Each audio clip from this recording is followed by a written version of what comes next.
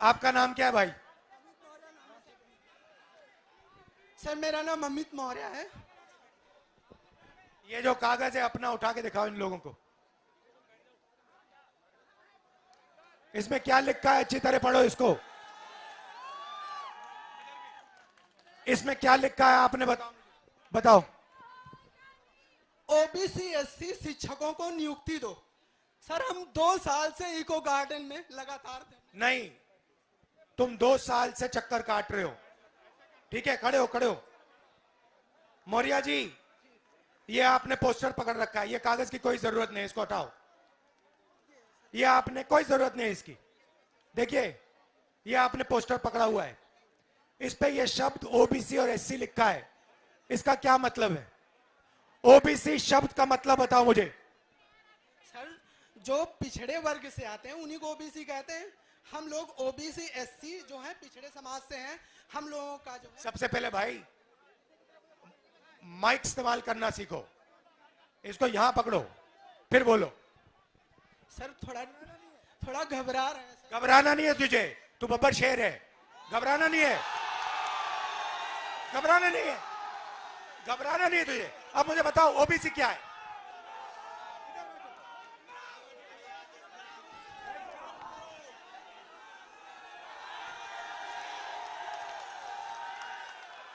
बताओ ओबीसी क्या, बताओ। आपको नहीं घबराना। ओबीसी क्या है मुझे बताओ।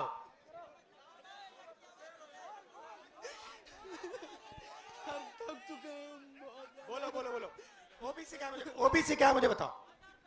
रिलैक्स करो, शांत हो जाओ। ओबीसी का मतलब other backward caste. Other backward caste. भाई ओबीसी की आबादी हिंदुस्तान में कितनी है ये बताओ। सबको मिला के ओबीसी एससी मिला के लगभग 85% है। सबको मिला के इसकी आबादी, इस बब्बर शहर की आबादी 50% है। बात समझ आई? इसकी आबादी 50% है। ये कागज फिर से दिखाओ मुझे। नहीं, दूसरा वाला, नीला वाला। ये पकड़ो। इस पे दूसरा शब्द क्या लिखा है? ये क्या लिखा है? एससी। जोर से। SC schedule caste. Schedule caste की आबादी कितनी? वो भी 15% क्या? 15%। 50 और 15 कितना? 75 65 65। 8% आदिवासियों की है। 65 और 8 कितना हुआ? बोलो। 72। तो ये सुनो सुनो, इसकी आबादी 73% है। ये पोस्टर लिए घूम रहा है और ये रो रहा है। ये क्यों रो रहा है? ये क्यों रो रहा है? ये इसलिए रो रहा है क्योंकि ये पिछड़ी जात का है। ये इसलिए रो रहा है क्योंकि इस देश में इसके लिए कोई भविष्य नहीं है। सही बात बोली मैंने? इसका कोई भविष्य नहीं है और हमारा काम 73% का काम इसके लिए भविष्य बनाने का है। इस देश में दलित, पिछड़े, आदिवासी 24 घंटा दबाए जाते हैं, उन पे थूका जाता है, उनको धमकाया जाता है, उनके रास्ते बंद किए जाते हैं। यह सच्चाई है देश की। मैं आपसे पूछता हूं, 200 सबसे, आपसे पूछूंगा मौर्य जी, 200 सबसे बड़ी कंपनियां हिंदुस्तान में, अदानी वाली, अंबानी वाली, टाटा वाली, बिरला वाली, सुने होंगे नाम आपने। आगे पीछे देखो, नाम दिख जाएंगे। मुझे बताओ मौर्य जी, इन 200 कंपनियों के मालिकों की लिस्ट में मौर्य जात के कितने लोग हैं बताओ। कोई नहीं है सर। भाई और बहनों, मौर्य जात का कोई नहीं है। चलो बताओ भैया, यादव कितने? कोई नहीं है। बताओ पासी कितने? कोई नहीं है सर। जाटव कितने? कोई नहीं है। आदिवासी कितने? कोई नहीं है सर। कुर्मी कितने? कोई नहीं है सर, लोधी कितने? कोई नहीं है। भाइयों और बहनों, 50% आपकी आबादी है। 200 सबसे बड़ी कंपनियों के मालिक में ना एक ओबीसी, ना दलित, ना एक आदिवासी। अब मौर्य जी मुझे कहेंगे देखो भैया, मैं मालिक नहीं बनना चाहता, मैं तो मैनेजमेंट में जाना चाहता हूं। तो बताओ मौर्य जी, 200 सबसे बड़ी कंपनियों के सीनियर मैनेजमेंट में आपके कितने लोग? कोई नहीं है सर। जोर से बोलो। कोई नहीं है। कोई नहीं है। तो मैनेजमेंट में कोई नहीं, मालिकों में कोई नहीं। 73% आबादी का हिंदुस्तान की सबसे बड़ी 200 कंपनियों में कोई नहीं। अब भैया मौर्य जी बताओ, प्राइवेट अस्पतालों के मालिकों में से मौर्य कितने? मुझे किसी का पता नहीं है मौर्य। कोई नहीं, मैंने लिस्ट निकाली है, कोई नहीं। अब बताओ, प्राइवेट यूनिवर्सिटी कॉलेजेस के मालिक में 73% के कितने? कोई भी नहीं। अच्छा बताओ, हाई कोर्ट में 650 हाई कोर्ट जज हैं, उनमें से बता दो मौर्य कितने? एक भी नहीं है। मुझे बताओ मौर्य जी, ये मीडिया वाले चक्कर काट रहे, इनके मालिकों में से मौर्य कितने? कोई भी नहीं है। ओबीसी कितने? कोई भी नहीं है। दलित कितने? कोई भी नहीं है। पिछड़े कितने? कोई भी नहीं है। अब बताओ, मीडिया में कोई नहीं, सबसे बड़ी कंपनियों में कोई नहीं, तुम कोर्ट्स में कोई नहीं, तो मौर्य जी तेरे आदमी हैं कहां? कहीं नहीं है सर। तेरे आदमी मजदूरी करने देश में। मनरेगा की लिस्ट निकालो, ओबीसी दिखेंगे, दलित दिखेंगे, आदिवासी दिखेंगे। कॉन्ट्रैक्ट लेबर की लिस्ट निकालो, ओबीसी दिखेंगे, आदिवासी दिखेंगे, दलित निकलेंगे। अब सुनो, अब मैं आपको बताता हूं, तुम लोग ये कागज लिए बैठे हो ना, पेपर लीक वाले, हेलो जरा आनंद मौर्य, मौर्य जी बैठे रहो। मौर्य नीचे नहीं बैठना, ऊपर बैठना है। अब मौर्य जी, अब मैं आपको बताता हूं ये पेपर लीक में क्या हो रहा है। बात समझनी है आप लोगों को? समझनी है? अब 73% कौन है? दलित, आदिवासी, पिछड़े।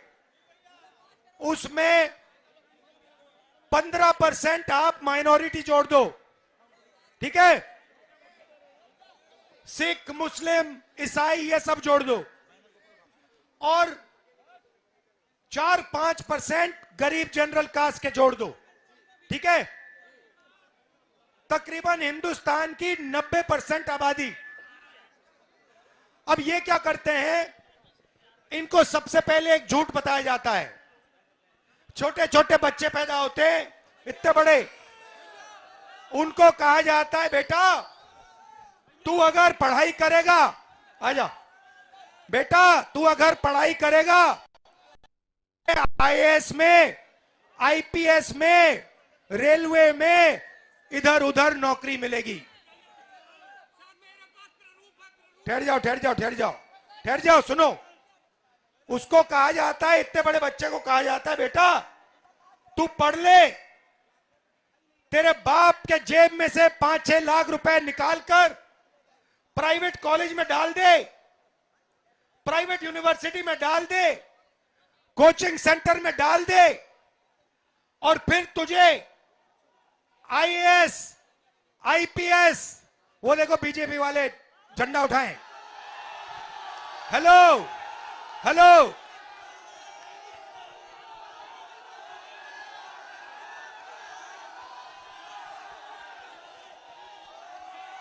पांच लोग खड़े वहां पे झंडा लिए।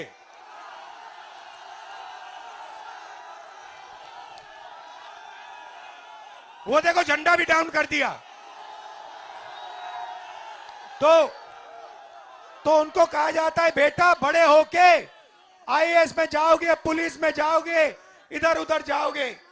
आप 5 लाख 10 लाख रुपए डालते हो और फिर क्या होता है, आपका पेपर लीक हो जाता है, और वही 2-3-5% लोगों को सेंट मार्क्स मिल जाते बिना कोई काम किए, आप देखते रह जाते हो। भाई और बहनों, आप पिछड़े हो, आप दलित हो, आदिवासी हो, आपका काम सड़कों पे लिए ऐसे पोस्टर लिए घूमने का है। ये आपका काम है। आपका इस देश में और कोई काम नहीं बचा। ये आपका भविष्य।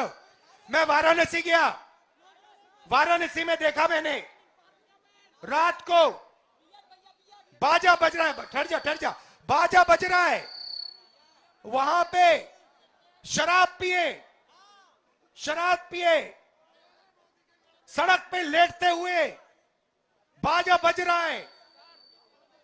यूपी का भविष्य रात को शराब पिए नाच रहा है, डांस कर रहा है नशे में। दूसरी तरफ राम मंदिर खुलता है, राम मंदिर में आपको नरेंद्र मोदी दिखेगा, आपको अंबानी दिखेगा, आपको अदानी दिखेगा, आपको हिंदुस्तान के सबसे अरबपति दिखेंगे। आपको एक पिछड़ा नहीं दिखेगा, आपको एक दलित नहीं दिखेगा, आपको एक आदिवासी नहीं दिखेगा। क्यों नहीं? ये वो आपकी जगह नहीं भाई और बहनों। आपकी जगह सड़कों पे भीख मांगने की है। आपका काम हिंदुस्तान में सड़क पे जाकर ऐसे पोस्टर दिखाने का है, और उनका काम, उनका कुछ नहीं होगा भैया, उनका काम पैसा गिनने का है। आपके बच्चे जीएसटी देते हैं, आप जीएसटी देते हो, मीडिया के आप, नाम क्या आपका? हाँ, आप शिव प्रसाद जी हैं। आपके मालिक का क्या नाम है? आपके मालिक का क्या नाम है? क्या नाम है? नाम बताओ, नाम बताओ। ओए मारो मत यार, मारो मत उसको, मारना नहीं है, मारना नहीं है। नाम बताओ उसका। वो ओबीसी है? नहीं। वो दलित है? नहीं। वो आदिवासी है? नहीं। अरबपति है वो। आपने कभी भैया उसको मारो मत बेचारे को। भैया आप आ जाओ यहां, आ जाओ, आ जाओ, डरना नहीं है, इसको बुलाओ, आ जाओ, आ जाओ, आ जाओ, मारना नहीं है इसको। आओ इधर, इधर आओ भाई, इधर लाओ इसको, आ जाओ। आप रिलैक्स करो, रिलैक्स करो, यहां आ जाओ बस शांति से। भैया शांति से यहां आ जाओ, बस बैठ जाओ, कोई प्रॉब्लम नहीं है।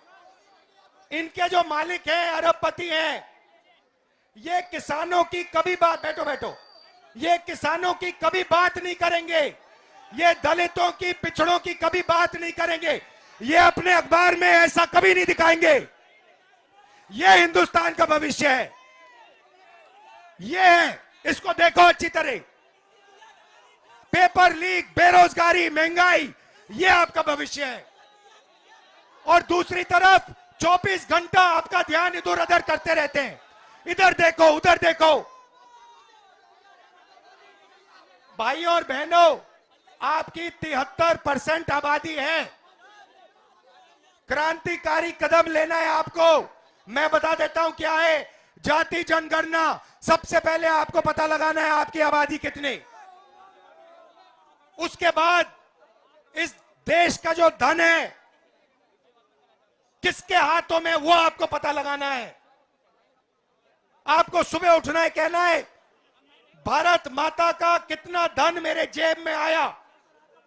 अदानी उठता है सुबह और कहता है आज मैंने सोचना है, मैंने देखना है सोने की चिड़िया का कितना पैसा मेरे जेब में आया। यही सवाल आप सबको अपने आप से हर रोज पूछना पड़ेगा। जब तक आप ये सवाल नहीं पूछोगे तब तक आप लोग प्रगति नहीं कर सकते हो। आपका 24 घंटा बेवकूफ बनाया जाता है। 24 घंटा। ये मौर्य जी खड़े हैं, मौर्य जी, आपको डरना नहीं है, आपको जाति जनगणना के लिए लड़ना है। जाति जनगणना से आपकी आबादी के बारे में पता लगेगा। जाति जनगणना से आपको पता लगेगा कि देश के बड़ी कंपनियों में आपके लोग कितने हैं, मीडिया में कितने लोग हैं, ये सब पता लगेगा। उसके बाद क्रांतिकारी काम शुरू होगा, फिर इस पोस्टर की जरूरत नहीं होगी। समझे बात? घबरा गए हैं? डरना नहीं है, ठीक हो? क्या हो गया? हाँ, घबराहट नहीं, डरो नहीं, कुछ नहीं होगा। तो ये मैं आपको मैसेज देना चाहता था।